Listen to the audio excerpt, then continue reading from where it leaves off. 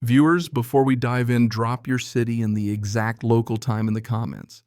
You'd be surprised how many folks are up at 3 a.m. watching HOA drama instead of sleeping like sane humans. Now Robert thinks moving to his grandfather's old cabin in Timber Ridge will be his lifeline after Wall Street fires him for exposing fraud and his divorce lawyer strips his bank account to the bone. But the first sound he hears after unloading boxes isn't birdsong or a neighbor's welcome. It's the crunch of a beige Honda CR-V with a magnetic HOA official business sign grinding up his gravel drive. Out steps Nancy Brooks, 65, going on Supreme Ruler, decked out with a construction helmet, 3 measuring tapes, and a clipboard in a plastic sheath like she's carrying nuclear launch codes. She starts by measuring his mailbox to the quarter-inch, declaring it 37.25 inches tall when the acceptable range is 36.5 to 37 exactly. Historians still argue whether Nancy actually believes a quarter-inch leads to societal collapse, but she's dead serious. Before Robert can blink, she's holding up a color chart with 47 approved greens and informing him his front door is Mountain Sage 31 instead of Forest Whisper 23. Then she spots 3 dandelions, crouches like a crime scene photographer, and snaps 15 photos of the noxious weeds. That's just the opening act. Citations roll in $500 for mailbox height, $500 for weekend paint noise starting at 7:30 a.m., $500 for a bird feeder. Each friendly visit from board member Ethan Walsh suggests a fix that immediately triggers a new fine. Robert's old finance brain spots the pattern. It's a good cop, bad cop routine with a 100% violation rate. Soon, utilities mysteriously cut out during job interviews, water pressure drops to a trickle, and his homeowner's insurance is canceled over vague safety hazards. Then one morning, the real blow lands: barricades, orange cones, and caution tape across the only bridge to his property. Nancy's convinced the county it's unsafe, but county engineer Miguel Santos calls it what it is: fraud. The blockade doesn't just trap Robert, it cuts off 12 families and emergency services. Standing there staring at the condemned "Do Not Cross" sign, Robert feels like a prisoner. Something about Nancy's smug certainty nags at him. She's not just harassing him, she's working a clock. 14 days, according to the countdown calendar he spots in her kitchen, until something big drops. Robert's gut tells him Nancy's confidence isn't about mailbox inches, it's about leverage he doesn't see yet. That night he tears through the cabin looking for anything his grandfather might have left behind. The basement yields rusty tools. The main floor's been scrubbed clean, but the attic is a time capsule of cobwebs and Christmas lights. Behind insulation, he finds a weatherproof container locked with a combination. His fingers try the date burned into family memory, 06151968, and it clicks. Inside are bridge construction permits from 1968, water rights filings from 1973, county utility easements, and a handwritten note from grandfather William: HOAs will always try to control what they don't understand. I made sure you'd have options. The bridge wasn't just a convenience, it was a strategy. The real value flows underneath. Remember the drought of '77? Robert spreads the papers on his kitchen table. The bridge predates the HOA by 27 years. The water rights give him control of the creek during drought years, and the utility easements obligate the county to maintain access. It's valuable, but why the drought reminder? And why the plural options? Historians still argue whether grandfather William was a legal genius or just a stubborn old mule, but Robert suspects both. Enter Betty Harris, his elderly neighbor and unofficial keeper of Timber Ridge's history. Over cookies, she let slip that during the '77 drought, the only water source still flowing was the creek under Robert's bridge, thanks to an underground spring system his grandfather mapped. Families lined up with containers, and in exchange for access, they signed agreements acknowledging his permanent rights and adding development restrictions to protect the aquifer. Those papers, Betty's kept them sealed for 50 years per his grandfather's instructions, and now she hands them over. Megan Clark Roberts' attorney scans the documents and lights up.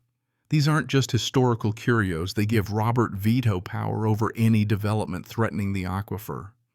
And in a twist that makes his skin crawl, Megan's research uncovers the ticking clock. The HOA is $2.8 million in debt from a lawsuit, and a developer, Elysian Ventures, has offered $18 million for the whole community. Nancy personally stands to pocket a $3 million finder's fee, but only if every owner sells before a new environmental law takes effect in 14 days. Now it's clear. The bridge blockade, the nonstop fines, Ethan's sabotage. It's all to force Robert into signing. Without his property and his water rights, the deal dies. Without the deal, Nancy faces bankruptcy and her husband loses access to life-saving cancer treatment. Robert almost feels sympathy, but the memory of power cuts and false citations keeps that door firmly shut. The emergency HOA meeting is standing room only. Neighbors lined against the walls. Local TV cameras rolling tension thick enough to slice with Nancy's prized measuring tape. She kicks off with a slick PowerPoint branding Robert's bridge a death trap, complete with red arrows and grim warnings about endangered children and falling property values. Jim and Linda Watson nod like dashboard bobbleheads, already counting their future $600,000 share of the sale. Then Miguel Santos stands calm as a judge. "Mrs. Brooks, can you provide the structural license number for your engineer?" The air freezes. He reveals the man is licensed only for HVAC in Nevada, not structural work anywhere. Gasps ripple through the room. He follows with my grandfather's original permits built to 1968 county standards that exceed current ones. That's Robert's cue. He rises and tells the room about the $2.8 million HOA debt, the secret $18 million deal, and Nancy's $3 million payday. Outrage explodes. Megan Clark takes over rolling security footage of Ethan loosening bridge supports and faking erosion damage. Neighbors shout betrayal. Ethan tries to slip out but is cornered. Nancy snaps. "Fine. Yes, Elysian offered us $18 million. Yes. We have hours to close. And your selfish obstruction is costing every family $600,000. The final nail comes from reporter Jennifer Hayes. "Does the community know you personally stand to receive $3 million if it goes through silence?" Then Nancy's face cycles white, red, green.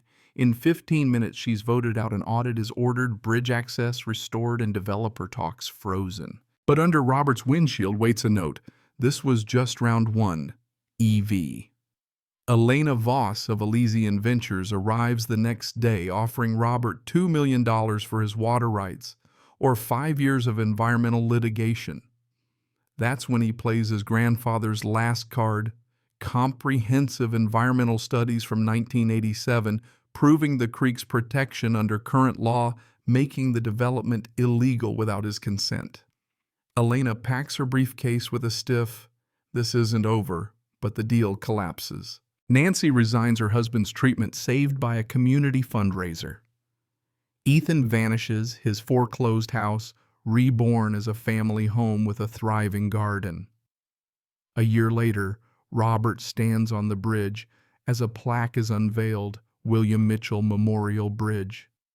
Good engineering serves people, not power. Nancy, passing through on her way to a new life, slows to watch kids play by the creek she once tried to control. Robert remembers his grandfather's words. "The best defense isn't just being right, it's being so thoroughly right. Your enemies destroy themselves trying to beat you, and in Timber Ridge the water still runs clear. The fight leaves scars, but not the kind that linger in bitterness." Robert notices them in subtle places, the way neighbors now wave across property lines, the shared work days repairing storm damage, the monthly potlucks under the shade of oaks that survive both drought and politics. Even Miguel, once just a county engineer, has become a friend who stops by for coffee and checks the bridge just because. The creek flows on its quiet rhythm, a reminder that some things endure no matter how heated the argument. how sharp the betrayal, or how close the deadline. It reflects starlight at night, catches the glint of morning sun, and hums softly over stones worn smooth by decades.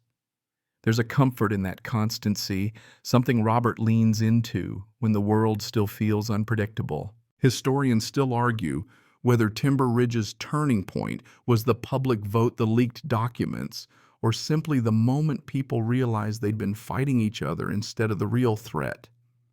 Robert doesn't bother deciding. He's content knowing the community learned what his grandfather always understood, that control isn't about domination, it's about stewardship. So he walks the bridge at dusk, listening to the water beneath, watching the porch lights blink on across the valley. The air cools, the voices in the distance fade, and the crickets take over the night shift. In that slow, stretching quiet, even the memories of conflict lose their sharp edges. Tomorrow will bring its own challenges, storms, bills, maybe even another letter in the mailbox, but tonight the bridge stands, the water runs, and the land breathes easy. And for Robert, that's enough.